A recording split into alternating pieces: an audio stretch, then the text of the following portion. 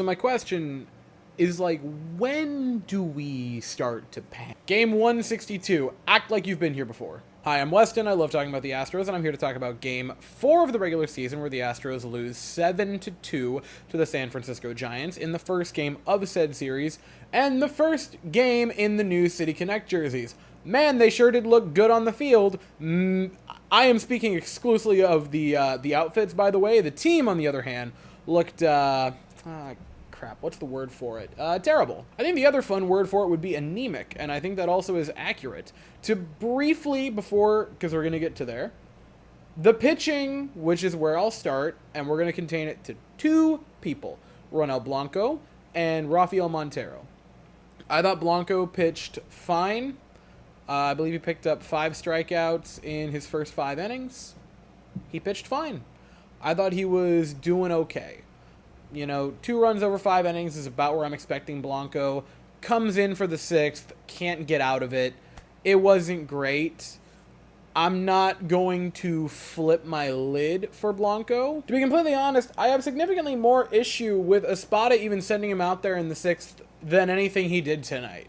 I need you to explain to me why, if his limit is 1 man reaching base, why would you send him out there for the inning in the first place? Why not go to the bullpen? It did nothing except give them an extra runner. He comes around to score. Now, that did not end up mattering. I mean, it did end up mattering. That was the winning run. But, they scored 4 after that, so water under the bridge, I suppose. I thought Blanco was fine. I'm not concerned about it. He only gave up 2 hard hit balls. The strikeouts were good. The walks were not. One of those shouldn't even be on his marker, though, guys. I genuinely cannot stress to you enough how stupid it was that he was sent out for the 6th inning. The other pitcher that we're going to talk about is Rafael Montero. And we're going to go with another good old-fashioned disclaimer here. Anyone who makes Major League Baseball for 1 day, who throws an inning, is one of the best athletes in their sport in that time period. You have to be so unbelievably great at what you do to even sniff Major League Baseball.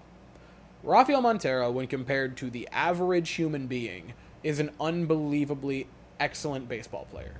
And when compared to almost all of baseball players, is an excellent baseball player. When he is being compared to other people in Major League Baseball, Hof Maron.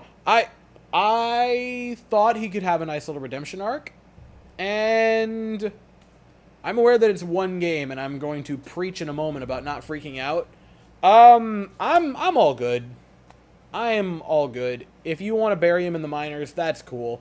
I've had my questions answered. I don't know that and this is going to sound unbelievably cruel, I don't think I ever need to see him in an Astros uniform at the Major League level ever again. Just point blank. I think we're done here. I think the biggest mistake you can make in baseball is not, or any sport really, is not the initial mistake. It is refusing to acknowledge that the mistake was made. It is when your ship is sinking and there is a life raft in the back of it. You just need to pull the cord and it inflates. But instead, you just sit there continuously bailing while the ship is split in half, refusing to acknowledge the fact that it is split in half. No, we can save it. We can salvage it. No, you need to cut your losses. Hop on the dinghy and get to shore. We're done. I'm all set there. Now, obviously, it was 2 runs in the 9th inning of a game you lost by 5. So, if you want to say Weston, come on now. It's not that high leverage. He had a really bad year last year, guys. He has not been even kind of okay since signing the contract. Any inning, no matter what the leverage index says, is a huge inning for this guy. He has got to, regardless of what the game situation is, perform better now. I'm sorry, that's the deal. You were paid a lot of money to be very terrible last year. It's coming due. You've got to start being better. He wasn't. I don't think he will be sent down, but if he were, I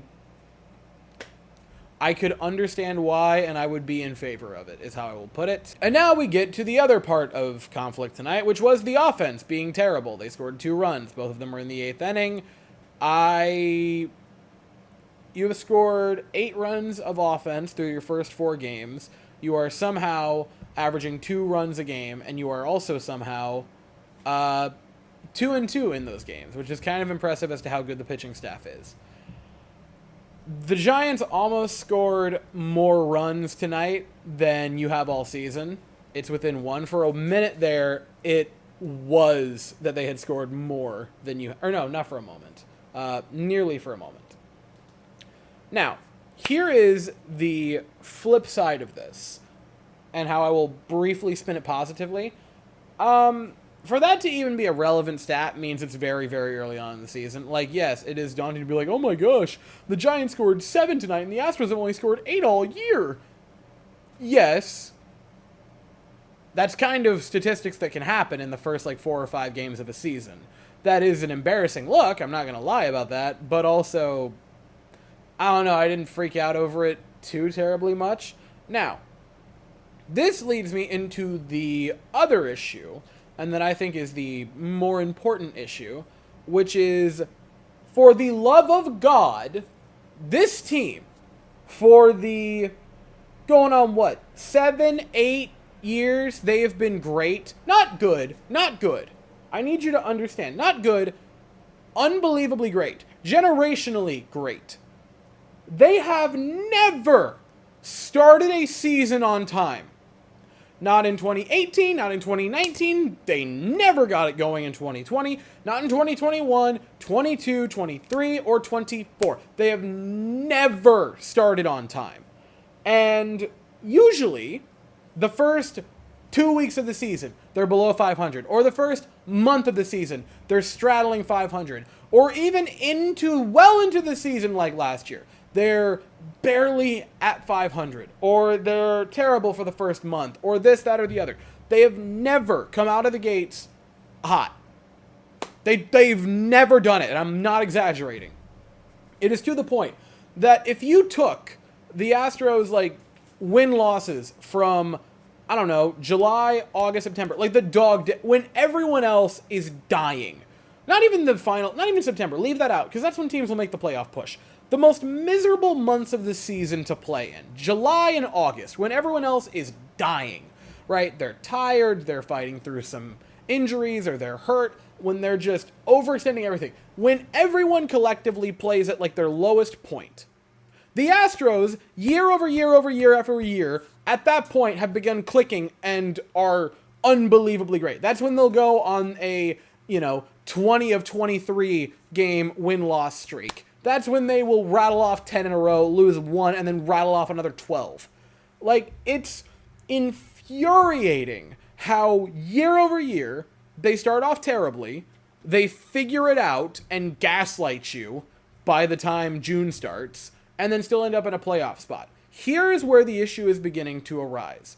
I genuinely think the Astros are a pretty good team this year. I think there is enough good on the pitching staff, and in the bullpen, and in the starting 9, and in the field, and in the batter's box. I think they're a good team. I think they're a playoff team. They're probably going to make another play or another trade at the deadline to pick up one guy or this guy or whoever, as they often do. They are a good team. They are going to probably be in a playoff spot, especially because I don't believe in the AL West all too much. I'm sorry. Who do you think? The Rangers look mid. The Mariners look mid. The Angels cannot catch a break for the life of them. And most of it's self-inflicted, by the way. And the A's aren't even a real organization. They are something called a Sacramento now. You are no longer the 2018, 19, 21, 22 Astros. You are the 2025 Astros. Still a good team. Still a playoff team. You're not those guys who, at the drop of a hat, could simply turn into demons. Turn into a nightmare-haunting creature. You have got to start early.